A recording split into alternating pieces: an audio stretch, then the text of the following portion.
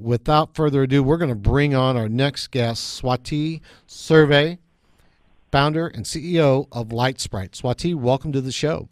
Thank you for having us on the show. It's good to be here. All right, my pleasure.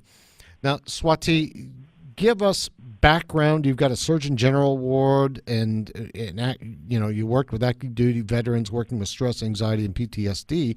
Bring your background out to us, and then also what Litesprite does to help reduce PTSD. Sure. My background, from an academic and training perspective, is I'm a biomedical engineer. That's what I was trained in. So looking a lot at sensors and how they can collect different types of physiological information off of the body.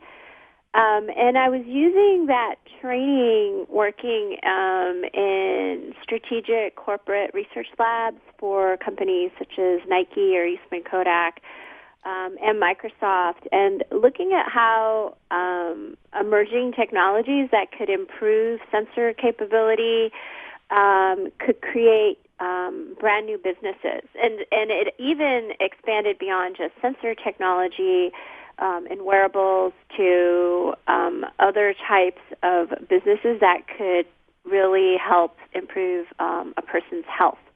And that's really been kind of my core focus throughout my career, is how can you marry technology within medicine, but on the consumer front. So when I started my career, a lot of the innovation and a lot of the technology applications were in traditional healthcare enterprises, so electronic medical records, improvements in procurement and operations. And I was looking at the applications of technologies towards the end user. So, and as I started looking at this and trying to really understand what the root cause of the problem was, I saw that it was really about individual motivation. That was really the core. If you could get someone energized, empowered, and not feeling as though everything was so overwhelming around them, and inspire them to take the steps they needed to, then you could actually start moving the needle in really improving healthcare, not just from a patient perspective, but then across the entire system. So they started looking at the area of gaming, because games does that. Gaming and games really have really engaged people in a really core way. And when I started doing the research around that area, I had found that there was quite a bit of research already being done showing games can, in fact, improve health outcomes. Let me break this up for just a second. You received the Surgeon General Award. What did you get that for? We got that for our game, our first game, Litesprite. And the game itself helps people manage stress, anxiety, and depression. So, and what we're also finding is that it's also helping active duty soldiers and their families also with PTSD, along with manic depression. We've also helped patients who have manic depression and or bipolar. How does the game help people with these issues they have to work with? So what we do is we take techniques that a therapist would use if they're seeing a patient. There are different types of techniques. What we use is cognitive behavioral therapy. That's one modality. There's different types of, if you talk to a psychologist, there are a lot of different approaches.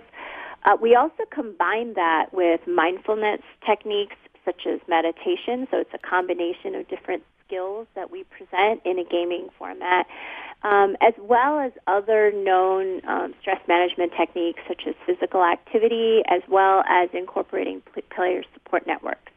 So it's that integrated experience and putting it in a format that's non-threatening and encouraging a player, which is what we've been able to do. Because a lot of the therapies and how to manage stress has been around for quite a while, but it's just the real challenge is getting people to do it on a regular basis so they have an impact.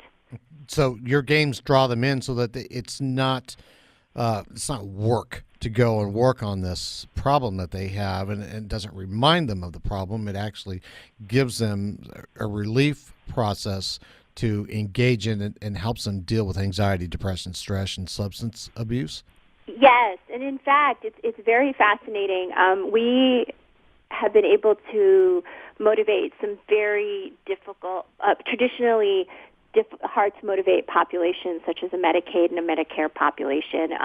We were deployed in a clinic in Tucson, Arizona, and one of the players wanted to get on the phone with me and give me feedback, and I was sort of terrified because it was my first time I'm actually talking to a real user live. And she said, "Yeah, I just wanted to tell you I'm done with all the all the levels, and I'm ready for the next phase." So she was ready to level up. And and this was a patient. These are Medicaid patients and she was one that was very hard to motivate, and she wanted to take care of her mental health. I don't mean to interrupt you, but we do have to go to a break. How does somebody get this game, real quick, and contact info for you? You can download it through iTunes or Google Play. It's Sinasprite, Sinasprite. If you look online on the Play stores, you should be able to find us. And then you're going to come back for another segment so we can get into the other parts of your company, right? Yes, sir. All right, we'll be right back with Swatee Surve, Litesprite. She is the founder and CEO. You've been listening to CEO Money with Michael Yorba, your host. And this segment brought to you by thevitaminpatch.com. We'll be right back.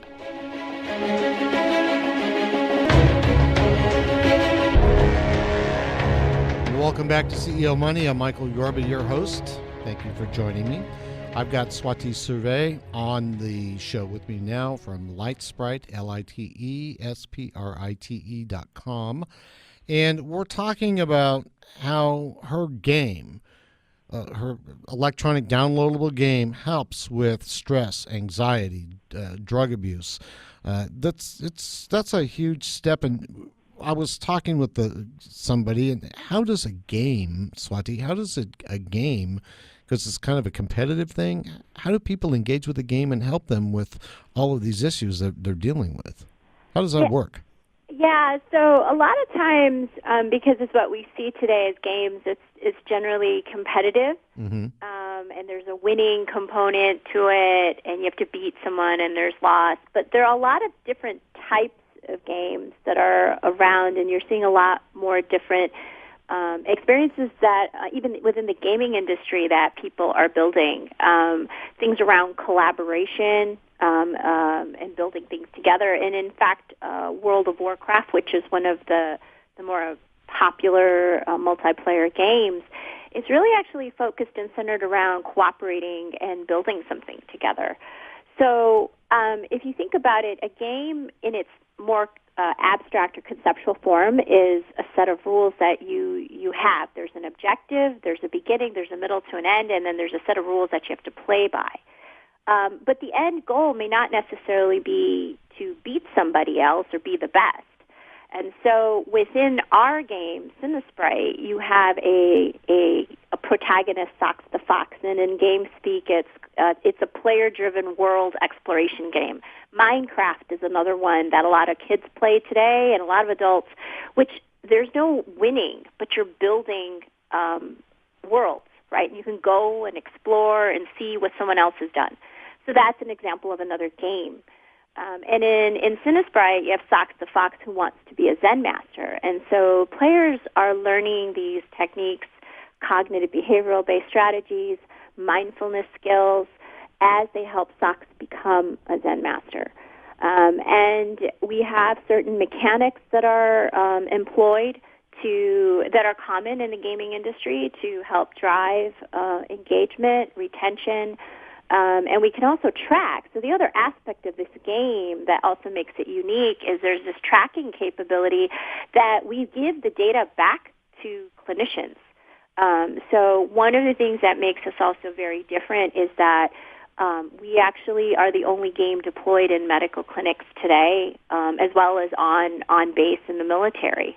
And so the clinicians can review the data and monitor the progress with the patients, and so they can now begin to understand what is happening to these individuals between clinics. Because typically, if you go either in primary care or you're in a counseling session, you'll be lucky if you go once every 2 weeks, and then the therapist doesn't understand or the clinician doesn't know what happened to you between the visits, and quite often the patient can't remember either. They just know they had a bad episode, but they don't know what it was about and how did they deal with that situation at the time. You have a provider in Kentucky and two in the Bay Area, one university looking for additional partners and insurance companies. Talk to me about that. Sure. So we've been deployed in several clinics. Our latest one was a Medicaid payer, Passport Health in Kentucky, and we're working with their severely mentally ill population. We're working with several organizations in California with their mild to moderate and high-stress populations. We're also talking to a college in Washington State to make this available to university students as well as their employees through their wellness program. So if there's an organization, whether it's an employer, a hospital, or an insurance company that's saying, gee, we've got this big problem around behavioral health and stress management, and we're looking for solutions that are clinically proven, accepted by clinicians today, and can actually give tangible results, but also give a good experience for the players. We're looking for organizations that want to be thought leaders and work with us to expand our footprint so we can help more people. All right. Well, let's talk about the business side of this and open up the conversation for further funding and what is it that you're looking to do, how much money you're looking to raise, use of funds, things of that nature for the investors in the audience. Sure. So part of our business model, just in terms of where it goes for funding, we're an enterprise model. So we actually we work with the large enterprises, and they pay us a licensing fee.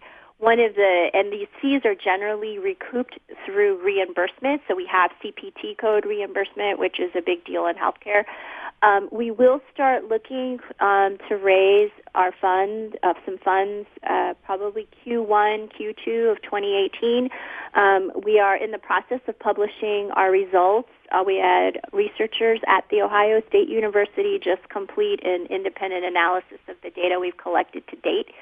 And so there's some very exciting outcomes and conclusions that we'll be publishing, and we're in and we want to also go for a raise after we close these contracts that we're currently in the process of working through. Okay, are your plans to stay private, or are you looking for an acquisition? You're looking to go public? Where are you going to take the company? I think it depends on the opportunity and the offers that are placed in front of us. Clearly, we already have a strategic investor with us. Symphonia RX was our first customer, and they are a strategic investor in us already. So that's certainly one path that's already starting to go. But we can certainly envision ourselves as the Pixar of healthcare, building a series of games targeting a lot of different chronic conditions of different populations, and being an independent game studio. We've had several large organizations already contact us independently through internet searches asking us for custom game development already. So we just have to see. All right. I noticed that your partners are Cascade Behavioral Health, aside from Madigan, the Army Medical Center, Washington Interactive Network, Jumpstart Foundry, Passport Health Plan, and then you mentioned Synophia. These strategic partners that you've got, are they the kind of companies that can lead you to other companies? Are they feeding you kinds of business with this, or are there anyone that pops out that helps you in the strategic growth path? Oh, all of them have been very strong partners for us to date. Symphonia, who I already mentioned, has certainly opened up and made introductions to us for key potential clients. Within the Army, Madigan Army Medical Center is a very well-respected research hospital, and they are our research partner. That's what we won the Surgeon General Award for. they can, once we have the final results from those studies, the preliminary results are also coming out, very encouraging. That paper will allow us to give us clinical results that we can go and push into the private sector, but also within the public sector. Jumpstart Foundry is Swatee, we've got to end the show. There's so much more to talk about. I want to thank you for being a guest on our show. Thank you. My pleasure. Swatee Surve, founder, CEO, Litesprite, litesprite.com. You've been listening to CEO Money. Michael Yorba, your host.